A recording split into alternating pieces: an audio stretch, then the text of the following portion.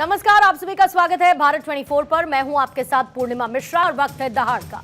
लोकसभा में विपक्ष के नेता राहुल गांधी अमेरिका के 2 दिन के दौरे पर हैं, जहां पर बॉस्टन में महाराष्ट्र विधानसभा चुनाव को लेकर उन्होंने सवाल उठा दिया। ऐसा नहीं है कि राहुल गांधी महाराष्ट्र चुनाव पर पहली बार इस तरीके से कहते हुए नजर आए, लेकिन हंगामा इस बार इसीलिए ज्यादा मचा है क्योंकि राहुल गांधी ने अमेरिका के बॉस्टन में यानी विदेशी धरती पर चुनाव आयोग की निष्पक्षता को कटघरे में लाकर खड़ा कर दिया। आरोप यह लगाया कि महाराष्ट्र चुनाव में वोटिंग खत्म होने के आखिर के 2 घंटे के अंदर 65 लाख वोटिंग हो गई, जो कि नामुमकिन है क्योंकि एक वोट डालने में करीब 3 मिनट का समय लगता है। और अगर इस कैलकुलेशन के हिसाब से समझेंगे तो पता लगेगा कि रात 2 बजे तक वोटर्स की लाइन लगनी चाहिए, लेकिन ऐसा हुआ नहीं। इस पर बीजेपी के सांसद संबित पात्रा ने पलटवार किया और उन्होंने कहा कि विदेशी धरती पर देश का अपमान करना राहुल गांधी की पुरानी आदत है और वो लंबे समय से ऐसा करते आ रहे हैं। ईडी ने अपनी चार्जशीट में राहुल गांधी और सोनिया गांधी के नाम का जिक्र किया और देश को लूटने के लिए उन्हें जेल भी जाना पड़ सकता है। कांग्रेस पार्टी पूरे देश में अशांति का माहौल बना रही है। सवाल यह है कि जो बात देश में पूछी जा रही है उस बात का जिक्र विदेश में हुआ तो क्या देश का अपमान हुआ? आज दहाड़ में करेंगे इसी पर चर्चा, लेकिन उससे पहले राहुल गांधी का बयान और उस पर आए काउंटर अटैक्स सुन लीजिए। More people voted in the Maharashtra assembly elections than there are adults in Maharashtra. This is a fact. And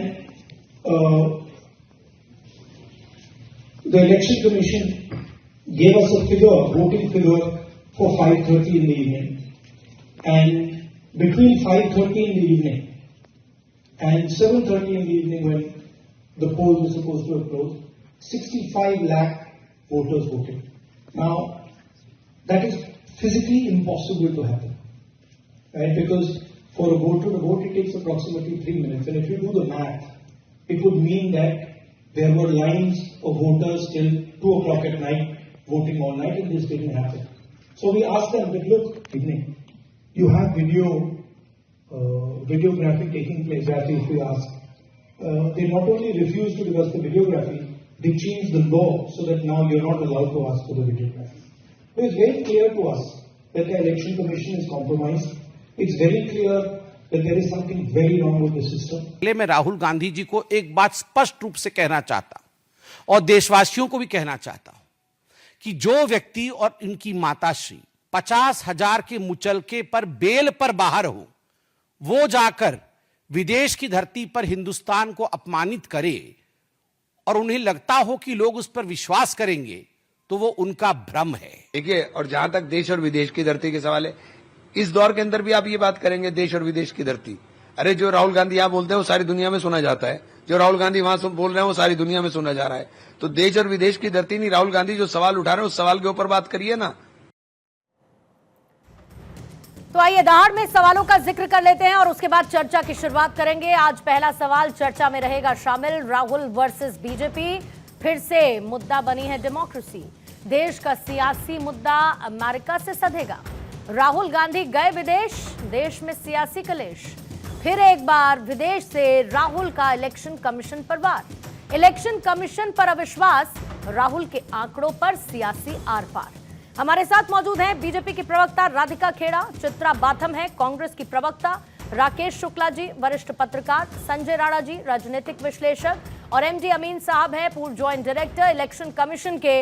आप सभी का स्वागत करती हूं और सबसे पहले राधिका आप ही के पास आना चाहूंगी, क्योंकि ऐसा पहली बार नहीं है कि राहुल गांधी ने या विपक्षी दलों ने इलेक्शन कमीशन की निष्पक्षता को लेकर सवाल खड़े किए हों। अब उन्होंने महाराष्ट्र को लेकर फिर से रेफरेंस दिया और वो भी विदेशी धरती पर। बीजेपी का इन आरोपों पर जवाब। सभी को नमस्कार। देखिए, क्या है ना, राहुल गांधी को एक बीमारी है कि अपने देश को जाके फॉरेन सॉइल पे बदनाम करने की। देश में भी वो हमेशा से देश विरोधी ताकतों का साथ देते आए हैं, इसलिए कन्हैया कुमार जैसे देश विरोधी लोग उनकी पार्टी में। खैर, वो उनका निजी मामला है, वो देश विरोधी पार्टी है, ठीक है। लेकिन हमारा संविधान, राहुल गांधी संविधान लहराते हुए फिरते हैं, लेकिन हमारा देश का संविधान ये किसी भी नागरिक को, खास करके leader of opposition, Rahul Gandhi अब सिर्फ एक जोकर या शहजादे नहीं है कांग्रेस पार्टी के, वो लीडर ऑफ ऑपोजिशन है, इंडी अलायंस के हेड है और उनको ऐसा काम करना कि अपने देश के बारे में लगातार जब बाहर जाते हैं कुछ ना कुछ अनाप बोलते हैं। और किसके कहने पे, ये भी हमें पता है, अगर आपने देखा होगा जब ये लैंड करे, इन्हीं के अकाउंट से एक वीडियो डाला गया कि सबसे पहली मुलाकात उन्होंने किससे करी, अपने अंकल सैम से। कौन अंकल सैम? जब चुनाव का समय था 2024 के लोकसभा चुनाव, तो इसी आदमी को इन्होंने पद से हटा दिया था, ये दिखाने को। देखिए, हम तो सैम पिट्रोडा की एक बात से भी अग्री नहीं करते। जब वो इनहेरिटेंस टैक्स की बात कर रहे थे, जब वो भारतीयों को साउथ अफ्रीकन या कभी किसी और से चीनियों से कंपेयर कर रहे थे लगातार, और जब वो पुलवामा के ऊपर सवाल उठाते थे तब साइड कर दिया। जैसे ही 2024 का चुनाव खत्म हुआ तो राहुल गांधी को कोई तो चाहिए था कि जॉर्ज सोरोस के थ्रू फंडिंग कहां से होती है। और हम ये हमेशा देखते आए हैं, जब जब राहुल गांधी विदेश जाते हैं और यही सैम पिट्रोडा उन्हें बुलाते हैं, जो अब वापस से उनके इंडियन ओवरसीज कांग्रेस के अध्यक्ष बना दिए गए हैं, जो ड्रामा चुनाव के समय था वो खत्म हुआ, तो ये जॉर्ज सोरोस से मिलने जाते हैं, वहां से अपनी पार्टी के लिए पैसा लेकर आते हैं, क्योंकि सब जानते हैं इनके तो अकाउंट्स फ्रोजन थे। तो भारत जोड़ो यात्रा का डेली का करोड़ रुपया कहां से आ रहा था? सब जानते हैं, करोड़ों रुपए के दिन का खर्चा था यात्रा का। चाहे उनकी जो गाड़ियां चल रही थी उसमें डीजल भरना, जनरेटर भरना, खाने, जब इतने हजारों लोग उनके अकॉर्डिंग चल रहे थे सर, तो करोड़ों रुपए का खर्चा था। अकाउंट्स फ्रोजन थे कांग्रेस के, तो पैसा तो कहीं से आ रहा था। तो सबको पता है किस तरीके से जॉर्ज सोरोस कांग्रेस पार्टी को फंड करता है, और उनके बीच की जो कड़ी है वो यही आदमी है जो जिनके थ्रू आज राहुल गांधी फिर देखिए ना छोटे छोटे लेक्चर्स पे जाते हैं और लगातार भारत देश को अपमानित करने का काम करते हैं। और वो देखिए ना, अपने ही पूर्वजों से नहीं सीखते। क्या कभी राजीव गांधी जी, इंदिरा गांधी जी जाके ऐसे विदेश में ये करते थे? कभी आपने सुना है कि कोई लीडर ऑफ ऑपोजिशन, अब तो बड़े हो गए हैं, मैच्योरिटी कब आएगी, लगातार आप देश की बदनामी करते हैं देश में, और नतीजा देखिए ना, या तो हो कभी उनको देश वाले इस बात के लिए अप्रिशिएट कर रहे हो या वोट दे रहे हो। तीसरा चुनाव लगातार राहुल गांधी के नेतृत्व में कांग्रेस पार्टी हारी है। पूरी इंडिया अलायंस इकट्ठी हो गई, फिर भी मात्र भारतीय जनता पार्टी के वोट तक नहीं पहुंच पाई। आज भी कांग्रेस अकेले में 100 सीटों पे नहीं आ पाई।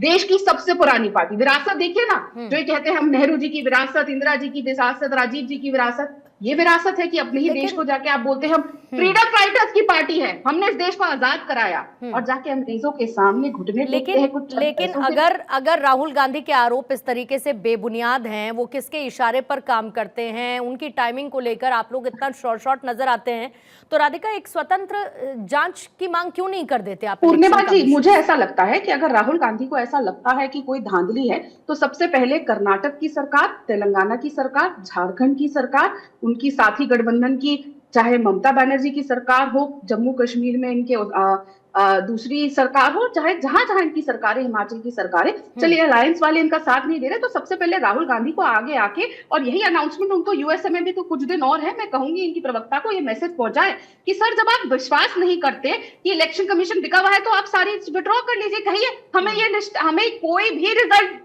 एक्सेप्टेबल नहीं है। जब वो चुनाव जीत जाते हैं तो वाह वाह तालियां बजाई जाती है, देखिए सत्यमेव जयते। जब चुनाव हार जाते हैं तो कहते हैं ना, अंगूर खट्टे हैं, उसका जीता जाता अगर कोई उदाहरण है। और मैं फिर बहुत जिम्मेदारी से बोल रही हूँ, अगर राहुल गांधी को ऐसा लगता है कि इलेक्शन कमीशन ने धांधली करी है, या इलेक्शन कमीशन गलत है, या यहाँ पे कोई प्रॉब्लम है, तो उनको बिल्कुल बतौर लीडर ऑफ ऑपोजिशन सारी सरकारें अपनी गिरानी चाहिए, एक्सेप्ट नहीं करना चाहिए वो रिजल्ट, और सड़क पे बैठ के धरना देना चाहिए पूरी कांग्रेस के साथ। क्यों ऐसा होता है कि कांग्रेस तब धरना करती है जब ईडी इनके घर आती है, वरना कभी आपने कांग्रेस को सड़कों पे? चित्रा जी, अगर राहुल गांधी ऐसा क्यों लगता है कि कहीं ना कहीं कांग्रेस अपनी नाकामियों को छुपाने की कोशिश करती है? ऐसा क्यों लगता है कि बार बार इलेक्शन कमीशन पर सवाल उठाने के साथ साथ कांग्रेस अपने डबल स्टैंडर्ड को खुद ही एक्सपोज कर देती है? जहां पर जीतती है वहां पर सब कुछ ठीक, जहां पर हार जाती है वहां पर इलेक्शन कमीशन पर ब्लेम। और मैं कहती हूं कि अगर राहुल गांधी ने जो आरोप लगाए, विदेशी धरती से आरोप लगाए, मुद्दा देश में भी उठ रहा है, विदेशी धरती पर भी उन्होंने इस बात का जिक्र किया, तो क्या यह सिर्फ आप लोगों का कोई आकलन है? आपके पास कोई डेटा है, कोई ऐसा तथ्य है जिसको आप सामने रख सकें? पूर्णिमा जी नमस्ते, आपको मेरी आवाज आ रही है? Yes ma'am, perfect. Purnima ji, सबसे पहले तो मैं ये कहना चाहूंगी कि सत्य सत्य होता है, वो भले देश की धरती पे हो या विदेशी धरती पे हो। यहाँ पे हमने या राहुल जी ने जो भी प्रश्न उठाए हैं वो इलेक्शन कमीशन पे उठाए हैं, लेकिन बौखलाहट किनके ऊपर आप देख रहे हैं? पूरे बीजेपी के इकोसिस्टम में आप बौखलाहट देख रहे हैं। मैं आपको ये बताना चाहूंगी कि जो भी हम लोगों ने फैक्ट्स एंड फिगर्स पेश किए हैं, जो भी कांग्रेस पार्टी ने और राहुल जी ने फैक्ट्स एंड फिगर्स पेश किए हैं, क्या वो गलत है? इलेक्शन कमीशन उसके ऊपर क्यों नहीं बयान देता कि वो गलत है?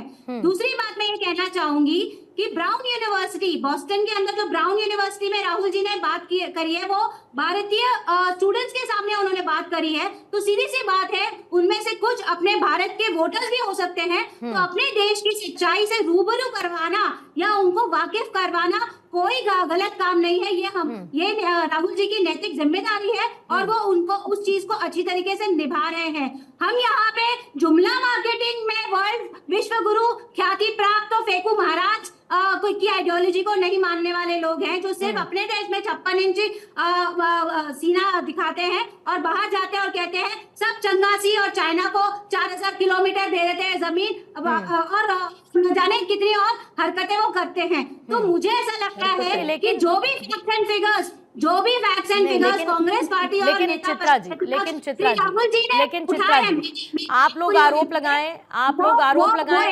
चित्रा जी आप आरोप लगाएं और फिर उसके बाद इलेक्शन कमीशन आकर उसको लेकर क्लैरिफिकेशन देता रहे।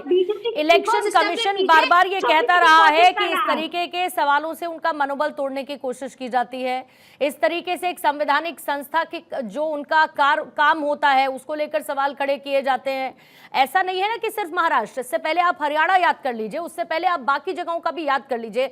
कभी बैटरी कितनी चार्ज थी, कितनी नहीं थी, फिर सुबह पूरी कैसे मिल गई, अभी इतने वोटर्स जुड़ गए। मैंने आपसे बहुत इंपॉर्टेंट सवाल पूछा था मैम कि जो आपने आरोप लगाए आपके पास उसका कोई डेटा है उपलब्ध, या फिर आप सिर्फ आरोप लगा रही हैं और आप उम्मीद में है कि इलेक्शन कमीशन आके उस पर क्लैरिफिकेशन देगा? पूर्णिमा जी, आपने मुझे मेरी बात पूरी करने का मौका नहीं दिया। उम्मीद करती हूँ कि आप इस बार मुझे बीच में नहीं टोकेंगे। आपको डेटा का हमने बताया, हमने तो डेटा दिया है। हमने कहा है कि 9.54 crore voters population of Maharashtra है, eligible voters population of Maharashtra है, और एक्चुअल वोटर्स लिस्ट के अंदर 9.7 करोड़ पॉपुलेशन दिखाई गई है। ये एडिशनल 40 to 45 लाख लोग कहां पे से 5 महीनों के अंदर जुड़ गए? इसका कोई जवाब, इसकी कोई स्पष्टीकरण? आपको वो प्रेस कॉन्फ्रेंस चित्रा जी याद नहीं है जो इलेक्शन कमीशन ने की थी? चित्रा जी, आपको प्रेस कॉन्फ्रेंस याद है जिसमें ये बताया था कि कुछ 8 लाख वोट जो है वो हटाए गए और उसमें युवा वोटर्स, वो डेटा आपको याद है मैम? मुझे बात करने दे तो मैं आपको वो आंकड़े बता दूं। मैम मैं तो तब से आंकड़े ही पूछ रही हूँ, शुरू से मैं आपसे आंकड़े ही पूछ रही हूँ और कुछ नहीं पूछा मैंने आपसे। वो 48,61,620 वोटर्स का रजिस्ट्रेशन हुआ था, उसमें से 8 लाख वोटर्स को उन्होंने डिलीट किया था। That leaves us with 40 lakh almost voters available 5 महीने के अंदर। मैडम 5 महीने के अंदर 40 लाख वोटर्स रजिस्ट्रेशन। राधिका जवाब देंगी? राधिका जवाब देखिए ना, क्या है ना, इन कांग्रेस को ना आदत रही है हमेशा संवैधानिक संस्थाओं को अपना पपेट बना के रखने की। आपको याद होगा पूर्णिमा जी, नवीन चावला साहब को कौन नहीं जानता, अब हमारे बीच में नहीं है, पर जिस हिसाब से इलेक्शन कमीशन के बतौर नवीन चावला जी की कितनी चीजें सामने आई थी, कैसे उनकी बीवी और वो सोनिया गांधी जी के किस किस ट्रस्ट में थे, कितना पैसा कांग्रेस के सांसदों से इनके एनजीओ में जाता था, कैसे कौन सा कोर्स साथ में नवीन चावला जी की वाइफ और सोनिया जी ने किया, ये सब जानते हैं। तो इन लोगों को हमेशा से आदत रही है सारी संवैधानिक संस्थाओं में हस्तक्षेप करने की और उनको ऑपोजिशन के खिलाफ इस्तेमाल करने की और ऐसे चुनाव जीतने की। तो वो होता है ना, चोर को हमेशा सामने वाले में चोर ही दिखाई देता है। तो इनको ऐसा लगता है कि हर इंसान ये करता। मैं फिर आपके चैनल में बहुत जिम्मेदारी से बोल रही हूँ, अगर राहुल बाबा को ऐसा लगता है कि कोई धांधली है तो उनको तुरंत अपनी सारी सरकारें गिरा देनी चाहिए और एक्सेप्ट ही नहीं करना चाहिए। ये कैसे हो सकता है कि सिर्फ जहां जहां वो हारते हैं वहां इलेक्शन कमीशन गलत होता है, और कर्नाटक का रिजल्ट तो ये कहते हैं हम लेकिन 5 महीने में 5 साल से ज्यादा वोटर्स जोड़ दिए गए, ये आरोप अपने आप में राधिका बहुत गंभीर है ना। फिर ये भी कहते हैं कि इन्होंने कानून बदल दिया, ये वीडियो भी नहीं देंगे। अब अंगूर खट्टे हो गए। पूर्णिमा जी, इलेक्शन कमीशन से आपने सवाल किया, उन्होंने अपना जवाब दे दिया बतौर प्रेस कॉन्फ्रेंस। अब हर बार तो ये तो नहीं हो सकता ना, क्योंकि कांग्रेस को नहीं लगता कि कुछ सही नहीं है तो सारी दुनिया को ये लगे। आप इसका मतलब लगातार प्रॉब्लम कांग्रेस के साथ क्या है ना पूर्णिमा जी, कि ये अपने वोटर पे ही विश्वास नहीं करते, ये अपनी सारी एनर्जी इन चीजों में लगा देते हैं। कैडर है नहीं, जिस पार्टी का कैडर नहीं, और स्वयं राहुल गांधी जी, शहजादे साहब ने ये गुजरात में बतौर कहा कि हमारी पार्टी में तो अंदरूनी ही लोग खिलाफ काम कर रहे हैं। तो जिस पार्टी के नेता खुद की पार्टी के खिलाफ काम कर रहे हैं, उनको वोटर कहाँ वोट देगा? एक एक करके मैम, एक एक करके प्लीज, एक एक करके, हम एक लिबरल एक एक करके डिबेट नहीं करती, पहले इनको बुलवा लीजिए, एक एक करके चित्रा जी प्लीज। धन्यवाद पूर्णिमा जी। क्या है ना पूर्णिमा जी, फिर से रिपीट करती हूँ। अरे पानी पियो बहन, पानी पियो, इतना मत बौखलाओ, पानी पियो, रिलैक्स करो। देखिए पूर्णिमा जी, आप इनको पहले बुलवा लीजिए, मुझे लगता है जनता तो उनकी सुनती नहीं है, कोई स्पेस दे दीजिए। आप इधर उधर की बात कर रही है, इलेक्शन पे जरा सवाल उठा कि पूरा बीजेपी इकोसिस्टम तिलमिला जाता है नीचे से ऊपर। पूर्णिमा जी, मुझे नहीं लगता ये तरीका सही है कि ऐसे बदतमीजों की तरह बीच में चिल्लाएं। चित्रा जी आप सुनिए ना, बहुत गंभीर बात, चित्रा जी बहुत गंभीर बात हो रही है, और आप लोग तो लोकतंत्र को बचाने की लड़ाई लड़ते हैं, तो जरा वो लोकतांत्रिक आधार पर चर्चा भी कर लेते हैं ना मैम। आप भी कहिए, वो भी कहेंगे, एक दूसरे के बीच में नहीं कहेंगे तो जनता को ज्यादा बेहतर तरीके से समझ में आएगा कि आप लोग क्या कहना चाह रहे हैं। प्लीज मेरी बात समझिए प्लीज। पूर्णिमा जी, मैं अपनी अगर बात खत्म कर लूं 10 सेकंड में। देखिए, अगर लगातार ये कहना कि इलेक्शन कमीशन ने ये ठीक नहीं किया, वोटर बना दिया, आप अपने अंदर झांकिए। राहुल जी ने स्वयं माना है, शहजादे जी ने अभी 4 दिन पहले, चित्रा जी ने भी सुनी होगी अपने नेता की बात, कि गुजरात में उन्होंने कहा हमारी पार्टी में ही ऐसे ही तत्व है जो पार्टी के खिलाफ काम करते हैं, ऐसे बड़े बड़े नेता है जो अपना बूथ नहीं जिता सकते। तो जब पार्टी के पास कैडर नहीं है, नेता बूथ नहीं जिता सकते, तो आप इलेक्शन कमीशन पे क्यों सवाल उठा रहे? आप तो स्वयं मान रहे, तो फिर इलेक्शन कमीशन कहां से आ गया? पहले ही तय कर ले कि पार्टी के नेता चुनाव नहीं जिता सकते, कैडर नहीं है, कि इलेक्शन कमीशन गलत है। मुझे लगता है राहुल गांधी को स्वयं कोई अच्छी सी विपासना पे जाना चाहिए और अपने आप से अंतर्ज्ञान ज्ञान लेना चाहिए कि पहले ये तय करें कि किस रीजन से हार रहे हैं, और फिर आके आरोप लगाएं। और मैं फिर बोलूंगी, अब राहुल गांधी सिर्फ शहजादे नहीं है या उनको कोई उसमें मिली हुई एक पार्टी है, वो लीडर ऑफ ऑपोजिशन है। बहुत जिम्मेदारी का पद होता है लीडर ऑफ ऑपोजिशन का, और साथ ही साथ इंडिया अलायंस के मेन हेड है। और इस तरीके, और देखिए ना, उनके साथी लोग तो हमेशा कह देते हैं कि ऐसा कुछ नहीं है। क्यों? आप पूछ लीजिए, उमर अब्दुल्ला साहब ने कह दिया, ममता बनर्जी जी ने कह दिया, सबने कह दिया कि हम अग्री नहीं करते राहुल गांधी के साथ। ठीक है, अमीन साहब आपके पास आना चाहूंगे, फिर उसके बाद शुक्ला जी आपके पास, और संजय राणा जी आपके पास आती हूँ। अमीन साहब, मैं फिर उस शायरी को दोहरा देती हूँ जो सीएसी पूर्व सीएसी की तरफ से कही गई थी कि सब सवाल अहमियत रखते हैं, जवाब तो बनता है। आदतन कलमबंद जवाब देते रहे, आज तो रूबरू भी बनता है। हम क्या पता कल हो ना हो, आज जवाब तो बनता है। लेकिन जवाब देने के बाद भी सवाल वही है। आप जवाब देते रहिए, सवाल वही रहेगा। और अगर सवाल वही बरकरार है तो क्यों बरकरार है साहब? क्यों बार बार विपक्ष निष्पक्षता पर सवाल उठाता है इलेक्शन कमीशन की? अर्चना जी, ये हमारी ईवीएम जो है इलेक्शन कमीशन की, जिसमें वोट होता है और ये लोग वोट डालते हैं, और एक कैंडिडेट 2 जगह से जीतता है। आप देखिए, साउथ से और नॉर्थ से, यूपी से और केरला से, तब तो कोई बेईमानी नहीं होती है। ठीक है, अभी इनकी बहन जीती है प्रियंका जी, तब भी कोई बेईमानी नहीं हुआ है। आप समझिए इस बात को, ये वो लोग हैं जो धरती पे काम नहीं करना चाहते, जो सच्चाई के साथ नहीं चलना चाहते ना। अभी जो मैं सुन रहा था, वाकई लगता है कि इनकी कोई कैडर पार्टी नहीं है, इसकी वजह से ये लोग अपने वोटर रजिस्ट्रेशन नहीं करा पाते। मैं सबसे पहले कहना चाहूंगा कि जो इलेक्शन कमीशन की स्टार्टिंग है, वो सबसे पहले है बूथ लेवल पे इनके इलेक्टर रोल जो पूरे नहीं होते। और जब भी इलेक्शन कमीशन, हमारे जिला निर्वाचन अधिकारी, इलेक्शन ऑफिसर्स, बीएलओ से लेके जो घरों घर जाता है बीएलओ, आज किसी पार्टी को जरूरत नहीं है हमारे इलेक्शन कमीशन की लिस्ट बनाने के लिए। हमारा बीएलओ जाता है, बनाता है, फ्री ऑफ कॉस्ट है, और उसका रजिस्ट्रेशन होता है। उन पर ये कभी ध्यान नहीं देती पार्टियां, सारी पार्टी की बात कर रहा हूँ। जब क्या होता है, जिस दिन चुनाव होता है उस दिन ये अपने कार्ड लेके आया करते हैं, और पब्लिक को भी दिखाते हैं, पत्रकारों को दिखाते हैं कि देखिए इलेक्शन कमीशन ने हमारा वोट काट दिया। अरे भाई, जब हमारा बीएलओ गया था आपके घर पे जांच करने के लिए, आपके पड़ोसी से पूछा, सबसे पूछा, आपके वर्कर्स कहाँ थे, कहाँ असिस्ट करते हैं?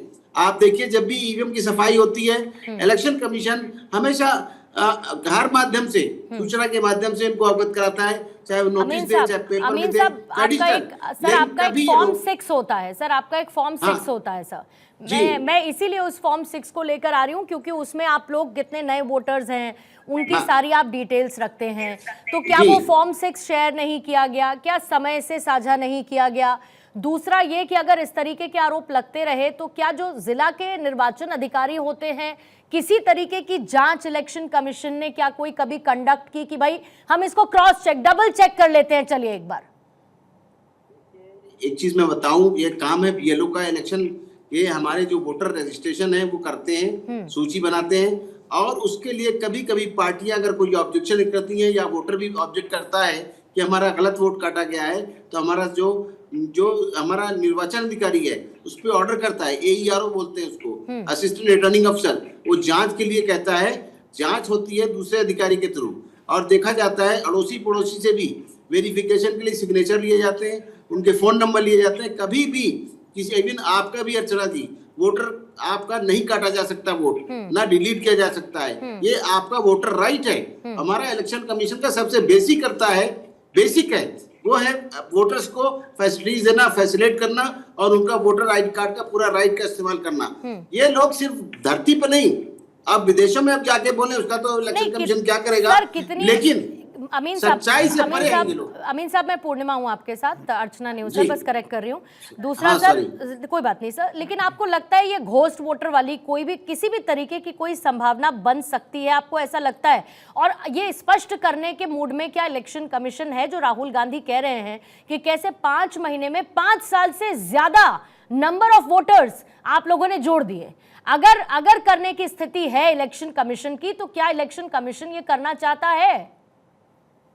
इलेक्शन कमीशन के पास आरटीआई का जवाब देने के लिए राइट है, ये आरटीआई करके जवाब दे लेना, उसमें क्या दिक्कत है? और अगर कोई प्रॉब्लम है तो इनके लोग आते हैं टाइम टू टाइम कमीशन में मिलने के लिए, तो हमारे फुल कमीशन को ये रिप्रेजेंटेशन दे सकते हैं, उसका लिखित जवाब दिया जाएगा। मौखिक बातें करने से कोई फायदा नहीं है। प्रैक्टिकली ये लोग विजिबल नहीं है, प्रैक्टिकल तौर पे काम नहीं करते हैं, नहीं जुड़ते हैं इलेक्शन कमीशन से, उनकी प्रक्रिया से, जिसका नतीजा है ये झूठी बातें करके अफवाहें फैलाते हैं इलेक्शन कमीशन के लिए। ठीक है संजय राणा जी, जल्दी से आपके पास आते हो, आपके पास नंबर्स है, डेटा है, मैं कांग्रेस से कह रही हूँ रख दे, क्लियर कर दें, या अगर इलेक्शन कमीशन कर पाने की स्थिति में आती हूँ चित्रा जी, आती हूँ, थोड़ा सा समय दीजिएगा। अब बोगस है, ऑर्गेनाइजेशन ही बोगस है, ये कह रहे हैं आदित्य ठाकरे। गुड इवनिंग पूर्णिमा जी, गुड इवनिंग फेलो पैनलिस्ट। देखिए बहुत अच्छा उन्होंने बोला कि इलेक्शन कमीशन ही बोगस है, मैं बिल्कुल मानने को तैयार हो जाता हूँ। आपको याद होगा राजीव गांधी जी की हत्या हो गई थी 1991 में, और यही इलेक्शन कमीशन था जो एज पर द लॉ क्या बोलता है कि अगर किसी कैंडिडेट की अगर हत्या हो जाती है, मृत्यु हो जाती है, तो उस जगह की कॉन्स्टिट्यूंसी के इलेक्शन कैंसिल कर दिए जाते, ना कि पूरे इलेक्शन को रोक दिया जाता है। यही इलेक्शन कमीशन था, 1.5 महीने तक इलेक्शन को पूरे रोक दिया था और राजीव गांधी की अस्थियों को घुमाने का मौका दिया था, नंबर 1। नंबर 2, यही इलेक्शन कमीशन TN शेषन और MS गिल नाम के 2 chief election commission Congress party join कर लेते हैं, और किस तरह कांग्रेस ज्वाइन करते हैं और क्या क्या पद उनको मिलता बताने की जरूरत नहीं है, तो अपने गिरबान में झांक करें। अब आते हैं आंकड़े पे, जो टोटल वोटर है वहां का वो तकरीबन 9,53 लाख है, जो महाराष्ट्र का है। टोटल पॉपुलेशन महाराष्ट्र की तकरीबन 12 करोड़ 63 लाख है। अब ये बताइए 66.05% अगर वोटिंग होती है तो तकरीबन 26% वोट जो भारतीय जनता पार्टी को मिला था, उसके कैलकुलेट करें 1,70,02,000 वोट मिले थे। और हम कांग्रेस के प्रवक्ता से पूछना चाहते हैं, भूल जाइए 48 लाख रुपए, बिना गूगल देखे बता दीजिए आपको वोट कितना मिला था। आपको नहीं पता होगा, गूगल आप बात कर रहे विदेशों को धरती पर जाकर के बदनामी करना, हम तो सिंपल से बड़ी छोटी सी बात करते हैं। आपको संशय है, आपको समस्या है, आपको कोई भी प्रश्न चिन्ह उठता है, आप सुप्रीम कोर्ट का दरवाजा खटखटाने में क्यों घबरा रहे थे? और इस पे प्रश्न चिन्ह उठा तब जो उठा था, उसके बाद इलेक्शन कमीशन ने एक प्रेस कॉन्फ्रेंस किया था। प्रेस कॉन्फ्रेंस में मुंह में क्या दही और मुंह में क्या फेविकॉल के घोल लग जाते हैं, आपके मुंह से आवाज नहीं आती है। मैं तो आंकड़ों के साथ बैठा हूं, बैठ के डिबेट कर सकता हूं कि भैया उसके पहले वाले इलेक्शन में कितना परसेंटेज हुआ था और इस इलेक्शन में क्या हुआ था। अब ये बता दीजिए, आपके अगर वोटर्स टर्न अराउंड कम है, आपको 12% वोट मिलते हैं, तो उसमें क्या भारतीय जनता पार्टी किसी और पार्टी का कारण है? नहीं। आप प्रश्न किसी पे उठा सकते हैं। हम बोलते हैं अगर इलेक्शन कमीशन का भ्रष्ट है तो भैया प्रियंका गांधी को भी तो रिजाइन कर देना चाहिए, भी तो भ्रष्टाचार कहीं ना कहीं सेटिंग कर लिए होंगे तभी जीत पाई थी। हम कहते हैं उसी समय इलेक्शन शायद झारखंड का भी हुआ था, शिबू सोरेन साहब का क्या सेटिंग हो गई थी उनके साथ जो इलेक्शन जीत गए थे। आप ये बताइए हिमाचल और कर्नाटका में आप सरकार, तेलंगाना में भरपूर सरकार बना ली थी, क्या सेटिंग करके बनाई थी क्या? देखिए आरोप लगा दें, देखिए मैं तो सिंपल बोलता, राहुल गांधी को विदेशी यूनिवर्सिटी बुलाती कैसे? जो व्यक्ति ग्रेजुएट नहीं है उसको यूनिवर्सिटी में बुला करके लेक्चर कैसे दिया जाता है? अरे कम से कम ग्रेजुएट को तो बुला दो, जो व्यक्ति ग्रेजुएट नहीं उसको बुला करके अब लेक्चर करा रहे हो और बिना तथ्य के। आज 65 लाख बोले, कई प्रश्न अगर राहुल गांधी से कल पूछा जाएगा तो 65 से 70 भी हो सकता है कि राहुल की विवेकता पे देखिए मैं आपके बीच में बोला नहीं चित्रा जी हमारे बीच में ना बकर मत करिए, क्योंकि मैं आंकड़े के साथ बैठूंगा और राहुल गांधी से प्रश्न पूछा जाए 65 लाख का बोला ना, कल मैं बोलता हूं पूर्णिमा जी आज प्रश्न पूछ लीजिए, अब आंकड़ा बदल के 65 लाख से 70 लाख पहुंच जाएगा। जिस व्यक्ति को याद ही नहीं रहता है कौन से आंकड़े कभी बताइए बिना गूगल देखे कितने लाख वोट मिले थे? अरे बता रहे कितने परसेंटेज मिले थे, बता दो चित्रा बातम। सिर्फ गूगल देखे बगैर ये नहीं बता सकती हो कि आपको महाराष्ट्र में वोट कितना मिला है। आप प्रवक्ता हो, यहाँ पे दूसरा एक सवाल है, अमीर जी का सवाल है, 48 लाख मान्यवर एक दिन में बच्चे कितने पैदा होता पता आपको? महाराष्ट्र में कितने होते हैं? फर्टिलिटी रेट पता है? मल्टीप्लाई कर दो, नंबर ऑफ 18 इयर्स के लोग कितने हो जाते पता है? कोई कैलकुलेशन नहीं है, हवा में बात करनी है भैया। हवा में ना कुछ और उड़ाया जाता है, हवा में बात नहीं की जाती है। धुआं उड़ाओ और हवा में ठीक है, लेकिन बातें सत्यता पे करनी चाहिए मान्यवर। आप यही नहीं बता सकती आपको वोटर क्या मिला था, आपसे क्या बहस करूं मैं? आपको तो ये नहीं पता आपके वोट कितने मिले थे, आप क्या बहस करने लायक? आप बहस करने लायक नहीं हो मान्यवर, नहीं कर सकती आप बहस। आप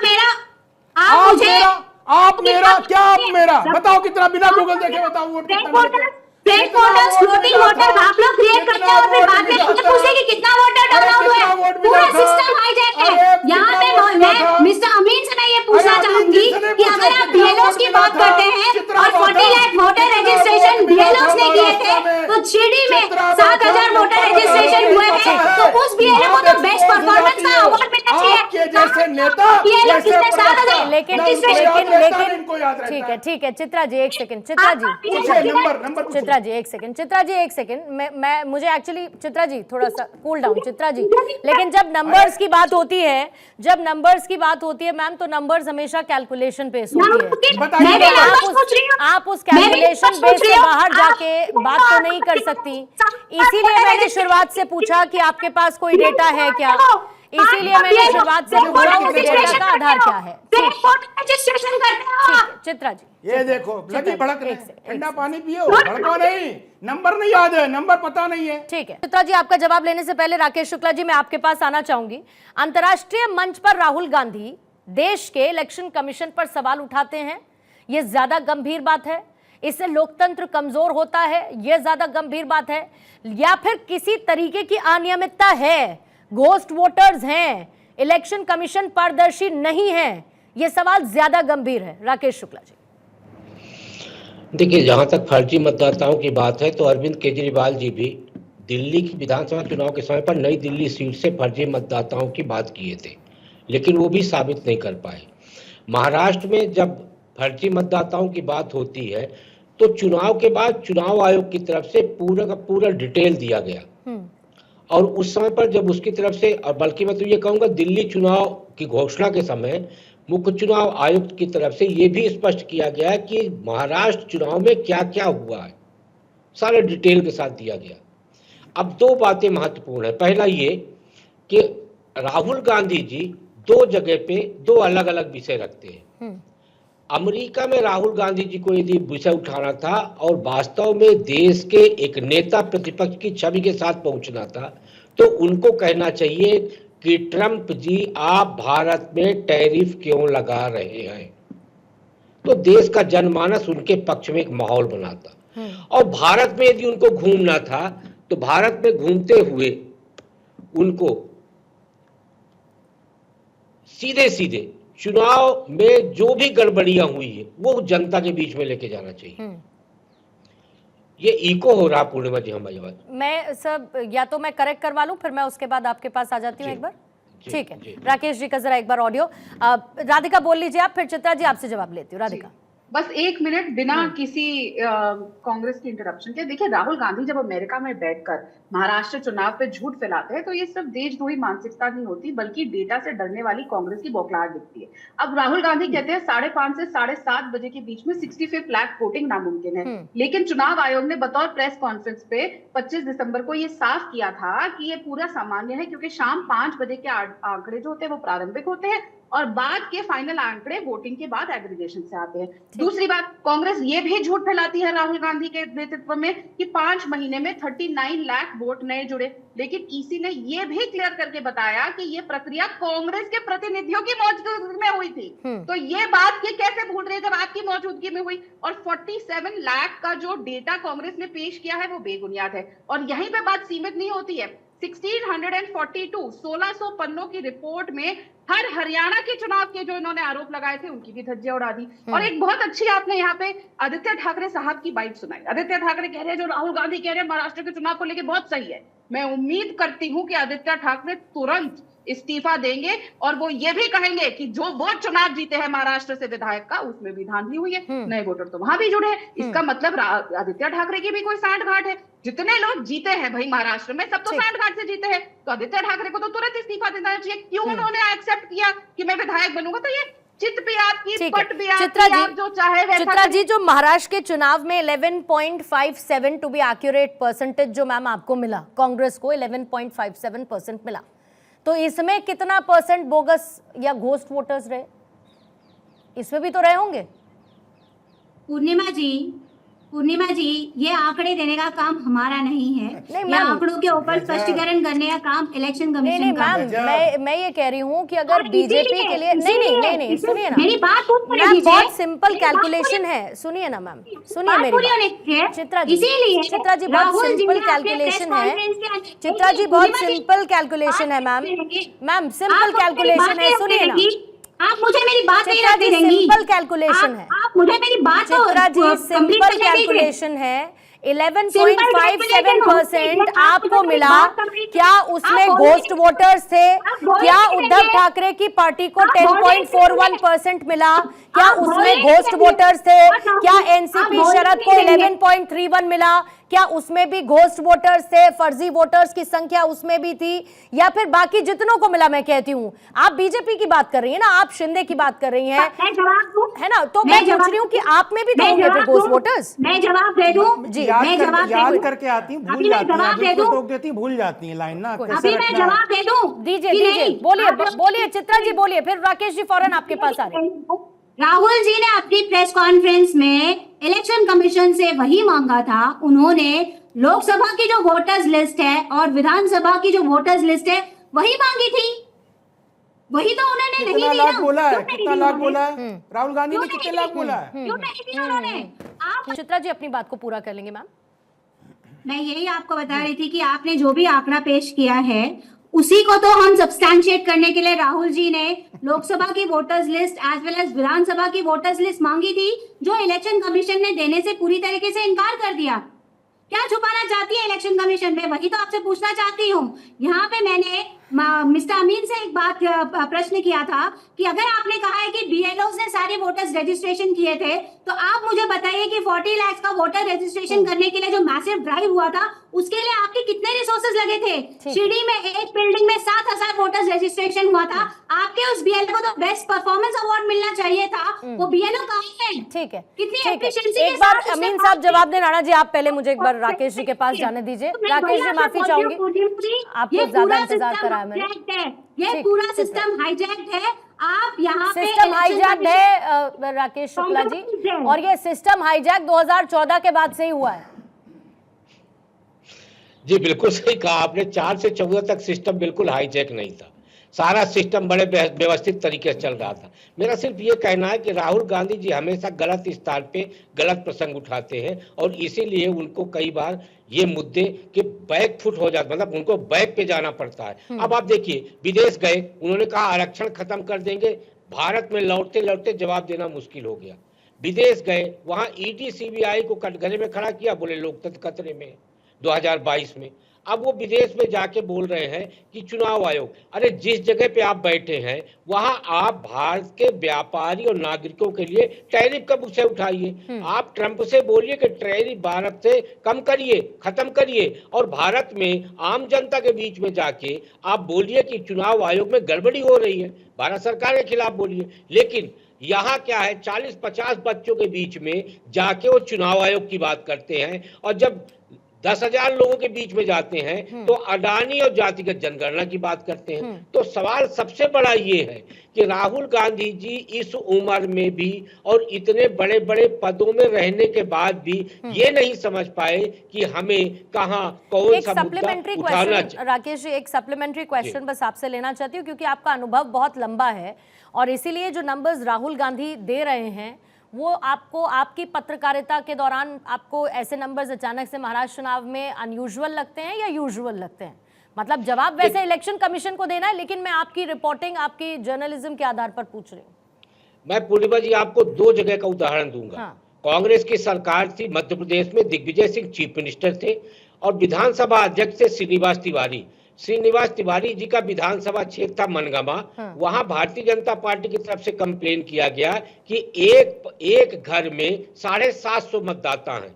कंप्लेन करने के बाद चुनाव आयोग की टीम पहुंची, उन्होंने जांच किया और उसमें सही पाया। उसके बाद पूरे विधानसभा क्षेत्र में जांच की गई और जितने अत्यधिक मतदाता जोड़े गए थे वो सारे मतदाताओं के नाम काटे गए। हाल में 2018 के चुनाव के पहले इंदौर में भारतीय जनता पार्टी की तरफ से कंप्लेन किया गया कि नहीं, कांग्रेस की तरफ से कंप्लेन किया गया कि भारतीय जनता पार्टी ने ज्यादा मतदाता जुड़वा दिए हैं। दिल्ली से चुनाव आयोग की टीम गई, उसने पाया कि ज्यादा मतदाता जो जुड़े हुए हैं वास्तव में वो मतदाता जुड़े नहीं है।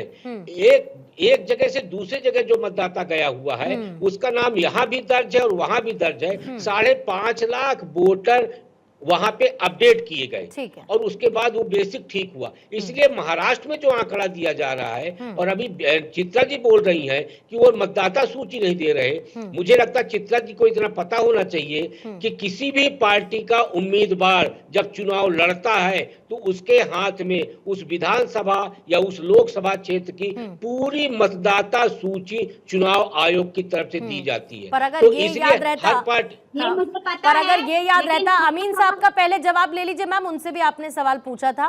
पर अगर ये याद रहता अमीन साहब, तो फिर ये भी याद रहता कि जब ईवीएम निकलती है स्ट्रांग रूम के बाहर पार्टी के डेलीगेट्स होते हैं हर जगह, लॉक होने से लेके स्ट्रांग रूम, फिर खुलने से लेके काउंटिंग सेंटर तक जाने से लेके, फिर उस पर भी सवाल नहीं उठते अगर ये भी याद होता जिसका जिक्र भी अभी शुक्ला साहब ने किया? देखिए, ऐसा है कि शुक्ला जी ने जो बात कही है वो बिल्कुल 100% सही है। जो भी कैंडिडेट नॉमिनेशन फाइल करता है और वैलिड होता है उसको चुनाव आयोग फ्री ऑफ कॉस्ट ये लिस्ट को प्रोवाइड कराता है और उसको दी जाती है। और जहां तक सवाल है, एक एक पोलिंग स्टेशन हिंदुस्तान का, चाहे वो पार्लियामेंट के चुनाव हो चाहे वो असेंबली में स्टेट का चुनाव हो, एक एक पोलिंग स्टेशन पे हमारा ऑब्जर्वर होता है, देखता है इस बात को।